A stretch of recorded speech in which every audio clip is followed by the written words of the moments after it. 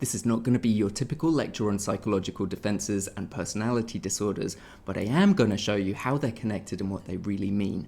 I've watched a few YouTube videos on this same topic, and honestly, they're total trash, like utter garbage. And why is that? Because they miss a really crucial link that I'm about to explain, so stick around if you want to know what that is. And let's be real, you want to learn this from me because I'm literally the best.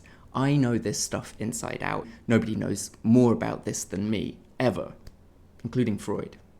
I'm so good at this, I even made an epic PDF for you with some top-tier book recommendations and definitions, including my favourite, Nancy McWilliams, who is like the patron saint of psychoanalytic writers. She's a goddess, she's brilliant, she makes it so easy to understand. Now, if we've not met before, my name is Oliver and I'm a therapist here in Los Angeles with a brain that is half psychoanalytic and half family systems trained, so things get a bit confusing up in here. But these are two of my favourite things to talk about whether I'm teaching students in graduate school or in clinical supervision. So I'm going to try and make this fun with references to Mean Girls, who doesn't love Mean Girls, and some superheroes.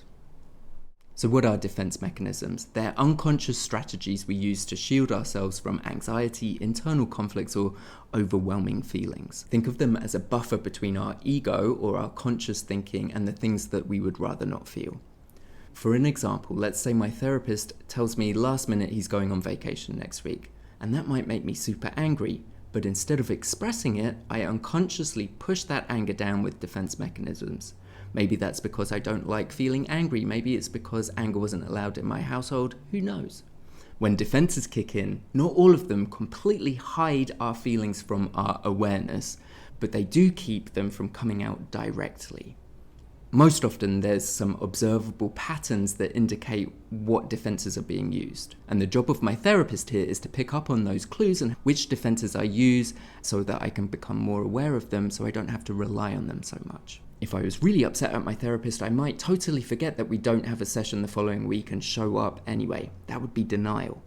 Or I might go home, feel irritated, pick a fight with my partner and blow things up there. That's acting out. If I felt guilty about being angry at my therapist for taking a vacation, I might bring him a coffee as a welcome back present. That's reaction formation. So you might be able to tell I'm a bit of a fan of psychological defenses, but I want to make it clear that we don't just use them in high stress situations or when we're angry, we use them all the time to varying degrees. Now don't worry, I'm going to get to personality disorders in a minute, but let's start with some types of people you're much more likely to know and see how they use defenses in a much more subtle way. And we're going to do that by looking at Mean Girls. Now, a little caveat, these are just my guesses because we're looking at fictional characters, so it's not 100% accurate.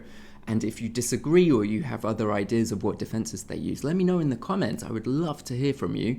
And while you're there, hit subscribe, like, comment, share, especially if you want to see more videos like this. It lets me know that I should keep making them. So if you haven't seen Mean Girls, you don't even go here. But don't worry. I just have a lot of feelings. If you haven't seen Mean Girls, don't worry. You will recognize the archetypes or the types of people that I'm talking about. So the first is Regina. How do I even begin to explain Regina George? Regina George is flawless. One time, she punched me in the face. It was awesome. She is your classic bully, and bullies are great at using projective identification. This is a defense where they push their unwanted feelings into others. And Regina puts a lot of fear into other people. She also uses intimidation, a defense that's all about boosting her self-esteem. She's constantly devaluing other people, whether calling Karen stupid or judging people based on their appearance or status. I could literally do an entire video on Mean Girls and defenses, and if that's something you want, you should really let me know because I would love to make it. Katie is your typical wallflower at the start of the movie. She's the shy, maybe socially anxious type. Her discomfort with attention might be a defense called avoidance, used to sidestep the fear of rejection or confrontation. You could also argue that she's using inhibition of speech, staying very quiet to protect herself in a new environment. And Gretchen Wiener is very important because her father was the inventor of the toaster strudel. She's the talkative type. She might be using defenses such as glibness, maybe even hyper-aestheticism. These involve constantly talking to distract or cover up from insecurities or deeper feelings. Now, as much as I love talking about this movie, I really just want to make the point that when certain combinations of defenses are used over time, it allows us to characterize people as being certain types. The same is true for personality disorders. Think about it. The defenses that Regina George uses allow us to categorize her as the bully. The defenses that Katie uses allow us to categorize her as the shy one. In psychoanalytic terms, this is the same way that we categorize personality disorders by looking at what defenses people use. Back in the day, the diagnosis of personality disorders came from understanding and identifying what defenses were used in different combinations. So this is Freud and Anna Freud's work. And this is the part that I find people I teach and supervise don't really get yet, and what a couple of other YouTube videos I watched totally missed. But it's actually the whole point of labeling people and diagnosis. You can diagnose someone with borderline personality disorder by ticking off the list of symptoms in the DSM-5. That's what insurance company expects, that's probably what your supervisor wants. But it also means that you can have 257 people in the same room, all diagnosed with borderline personality disorder, and not one of them having identical symptoms as the other. But if you have 257 people in the room, all diagnosed with borderline personality, I promise they will all have some overlap of the psychological defenses they use, because it's the identification of those defenses that led to the symptoms, the diagnosis, and the DSM. With personality disorders, we have to know the difference between a primary defense and a secondary defense. And in order to understand that, we have to get into some developmental psychology. We already said that psychological defenses aim to maintain ego functioning and keep our sense of self strong, consistent, and healthy. But it makes much more sense if I tell you that when our ego is lacking in health and strength, we have psychosis. Defenses keep the ego functioning, and that is what is keeping us in reality, helping us decide what's imagination and what's real. We know that the voices in our heads are thoughts and not actually people talking to us. I can imagine a purple dragon over there, but when ego functioning is impaired, those things get super confusing and we might think that that dragon is actually real. Defenses develop in a specific order, with more primitive or younger defenses known as primary defenses and more sophisticated defenses known as secondary defenses. Let's think of a newborn baby who was having so much fun, hanging out in this warm, dark, floating environment where food was delivered constantly. They didn't even have to breathe. But then out of the blue, they were squeezed out of a very tiny hole in a very painful way and came out into the real world, which is cold. The lights are too bright. There's these moving things coming towards you and you have to breathe by yourself. I mean, it's utterly terrifying. There's a lot going on for a newborn baby. In fact, there's too much going on.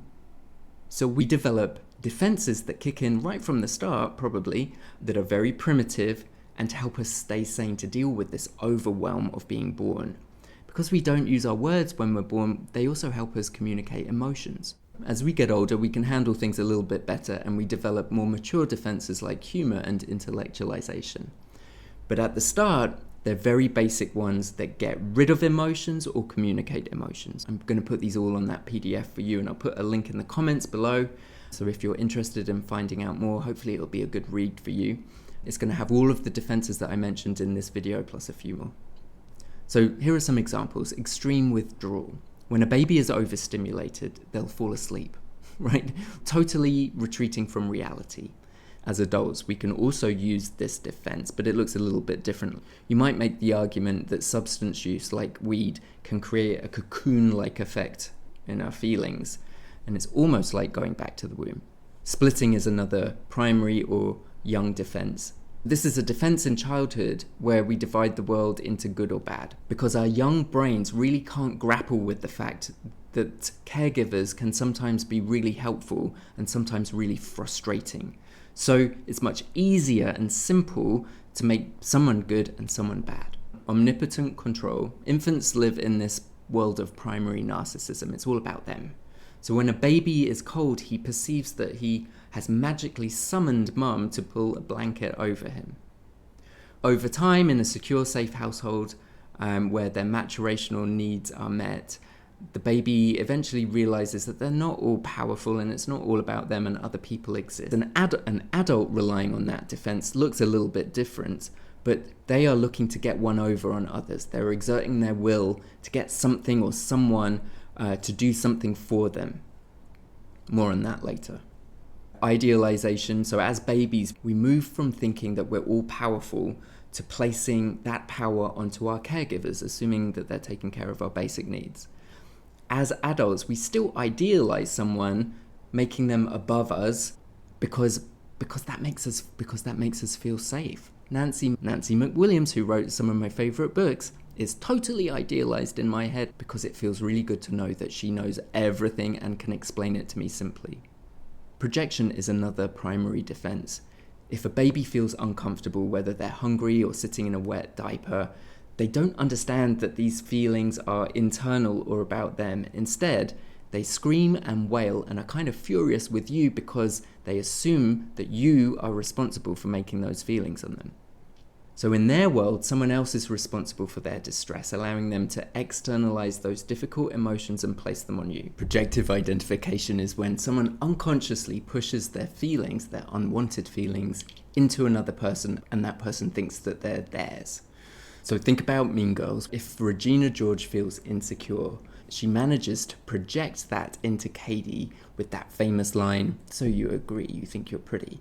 And you can almost see on Katie's face that she does feel awkward and insecure, but if you think about this as a defense, it's a way of Regina getting rid of those feelings into someone else. As we grow older, defenses get a little bit more sophisticated. So instead of entirely getting rid of feelings, we change them or modify them. So rationalization is like explaining away a behavior. It's a little different from intellectualization because rationalization is about justifying something that you've done, not converting emotions into thoughts, which is more intellectualization. Humor is another more mature defense. It can be a healthy defense too. It helps us by finding something funny in situations we can't control. Identification is also quite a mature or sophisticated or healthy defense when you adopt the norms or attitudes of people around you to fit in. Katie does this because she becomes a plastic. She does that to survive, but obviously not the best sort of people that she could have fit in with. Anna Freud was the person who wrote about identification with the aggressor, which you might think of with bullies, but we don't know enough about Regina's parents or her dad in particular to know if that's what's going on for her. Undoing is another secondary defense. It's an attempt to cancel out inappropriate thoughts or behaviors, like doing nice things for someone to make up for hurting their feelings. So we all use a mix of primary and secondary defenses. Under extreme stress, though, we fall back on primary defenses like projection or splitting. Now, personality disorders don't stem from a lack of secondary defenses. It's more about an over-reliance on primary defenses. So knowing these infantile or young baby defenses is really important when we're talking about personality disorders. So let's take a look at some of the personality disorders you've all heard of through the lens of psychological defenses and the psychoanalytic term rather than the DSM. The way that I'm going to do this is by talking about the sense of self of the person with the personality disorder, as well as the defenses that they use and what they look like. The sense of self in individuals with narcissistic personality disorder is deeply unstable and is built around a really fragile ego that requires constant external validation. Beneath the surface of grandiosity and superiority lies an intense fear of inadequacy, shame, and emptiness. Their self-worth really depends on the admiration of others, and without it, they fear a collapse of identity. Criticism or rejection feels like an existential threat, which they go to huge lengths to avoid. They use relationships primarily to support their self-image, making genuine emotional connection difficult because they're seeing people as a way to make them feel good rather than connecting truly and emotionally with them. So I always think of Iron Man when I discuss narcissism. On the outside, it's awesome. Shiny armor, rockets, laser beams, he can fly. But on the inside, it's just a guy with a messed up heart. The defenses that the narcissistic personality disorder relies on are idealization and devaluation. How do you know if you're being idealized? It feels great. That's how you know. So I'm on the lookout for someone calling me Dr. Drakeford. I'm not a doctor. Yet. Or someone telling me that they were profoundly changed by our 15-minute consultation call. I mean, I think I'm good, but I'm not that good. Whenever there's idealization, there's going to be devaluation at some point. That's when I'm the worst therapist. But before it comes out in the therapeutic relationship, I'm listening out for chronic criticism of other people. Or perhaps someone with narcissistic defenses will tell you how amazing their new partner is one week and how the sun shines out of their ass. And a few weeks later, the relationship's ended because they snore. So one tiny little flaw completely shatters that idealization. It's very fragile. The sense of self in someone with borderline personality is chaotic and inconsistent. Individuals with BPD often have really unstable self-concepts, swinging between extremes of feeling close and being overwhelmed by fears of abandonment. They struggle to maintain a cohesive identity. They feel empty, unsure of who they are. And their relationships mirror this instability as they sort of experience these intense emotional fluctuations because they see people as being all good or entirely bad. If we had to pick a superhero who was borderline, maybe I'd pick the Hulk and Bruce Banner, but only because it represents the emotional volatility of borderline. There's this constant struggle with intense emotions that feel out of control. So the Hulk symbolizes those intense emotional outbursts and perhaps fear of abandonment, and there's another more grounded side to him as well. The most defining defense mechanism used in BPD is splitting, seeing things as all good or all bad, and if they're all bad, then Hulk's gonna smash them, and acting out, which is again very Hulk-like, uncontrollable rage and destroying things. So I worked in residential treatment for many years.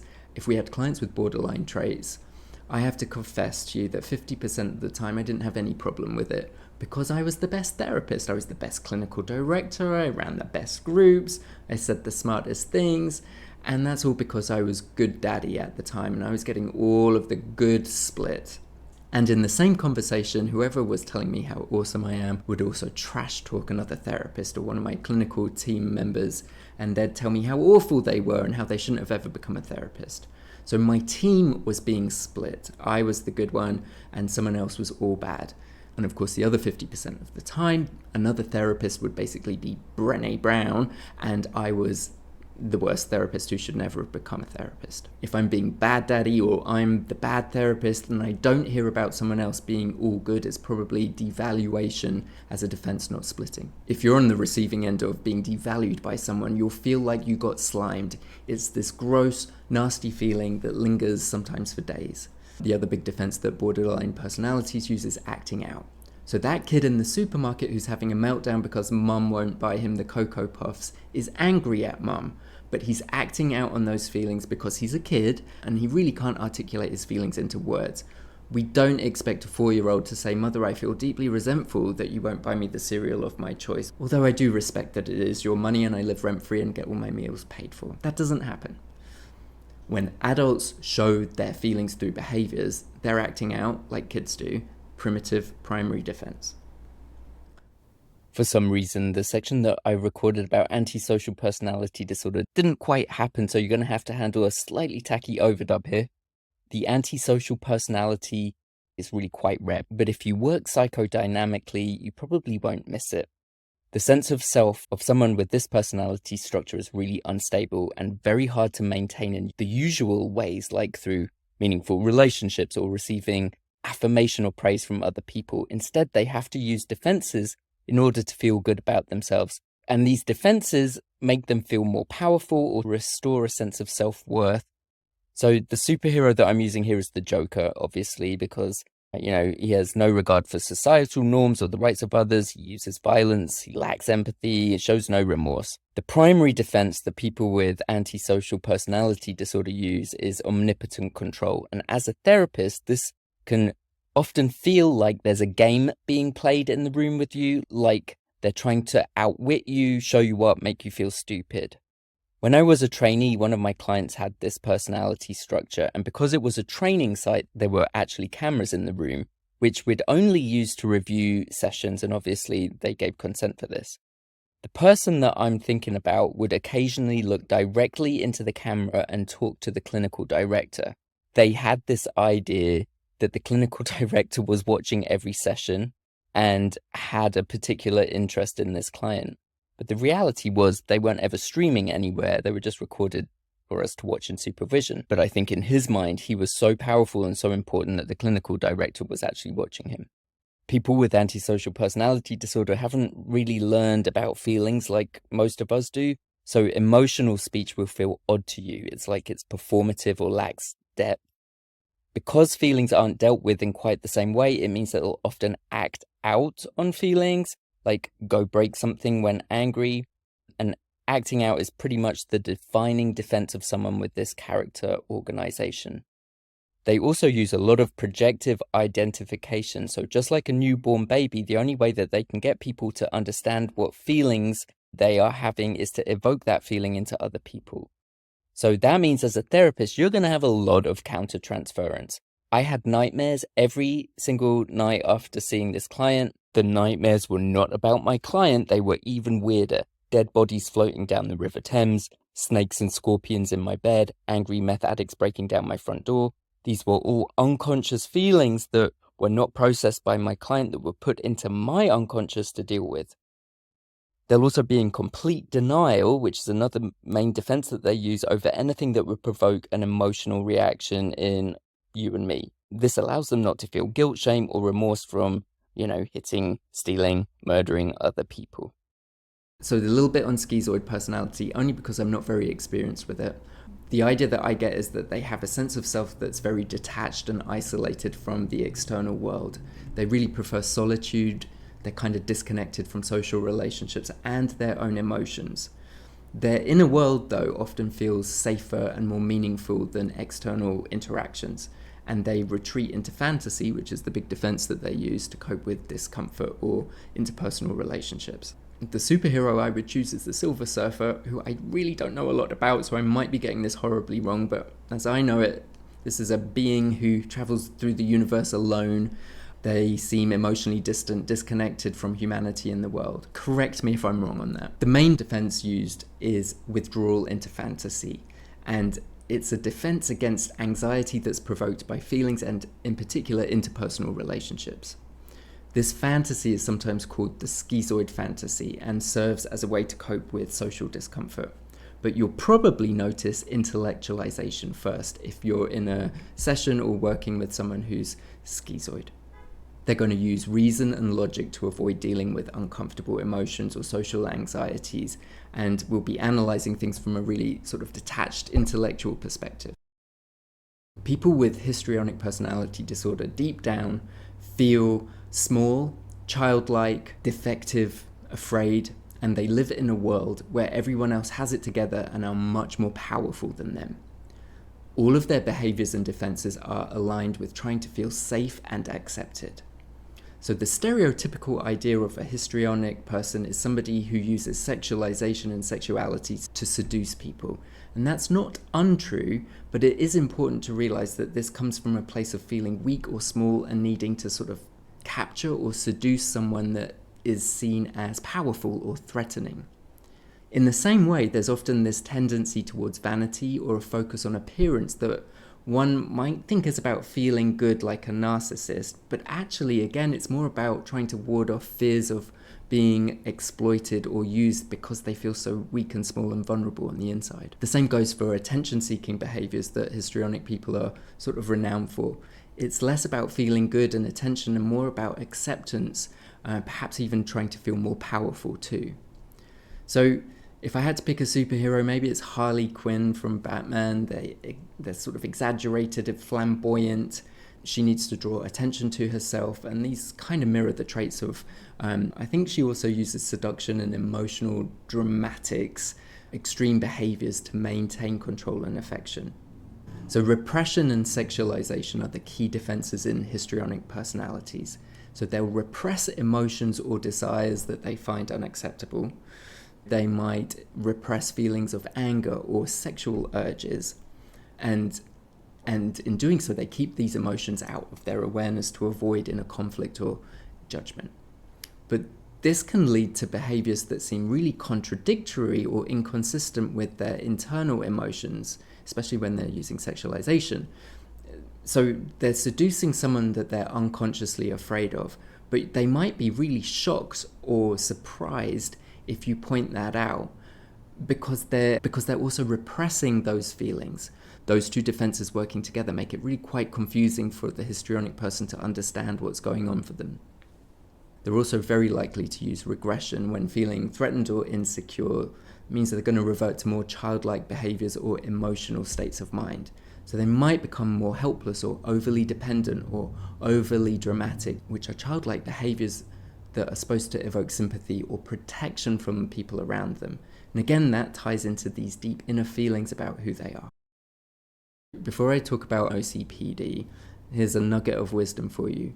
People might say to you, oh, I'm such a perfectionist, I've got such bad OCD. They don't actually mean OCD, they mean OCPD.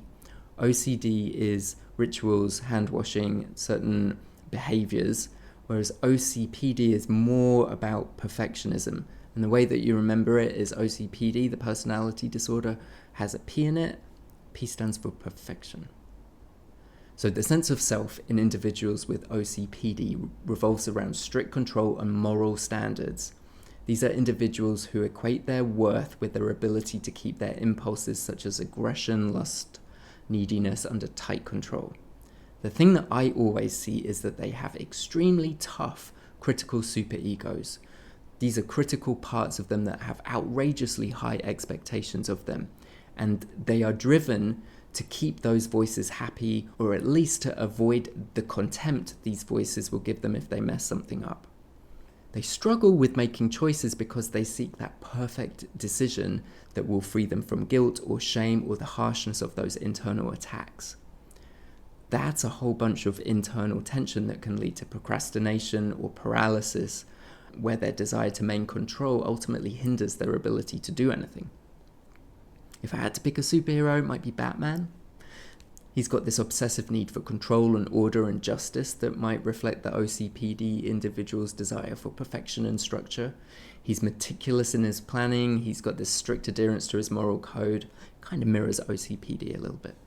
So the defenses that they use, isolation of affect is a big one for OCPD. They separate out their emotions from their thoughts, often discussing feelings in a really detached, rational way. And this allows them to avoid confronting emotions directly. Another central defense is undoing, where we engage in actions, sometimes repetitive, that are meant to erase or neutralize an imagined transgression, mistake, or action. Undoing is about trying to cancel out a thought or action that's already happened by doing something else that's the opposite. Reaction formation is very similar, but it's about turning unacceptable feelings or impulses into the if I yell at my therapist and buy him a coffee, it would be undoing. If I have feelings of anger towards my therapist and buy him a coffee, that would be reaction formation. The difference is one is a feeling and one is an action. All right, that's a little crash course in psychological defenses and personality disorders. I'd love to know what you think about it. Disorders and more defenses I could cover. If you want that, let me know in the comments below. I'd be happy to make another video on this topic. I love talking about it. Go ahead and ask me any questions you want in the comments below. I love hearing from you. Hit subscribe. I try and do a video a week. Doesn't always happen. And please come back for more sometime.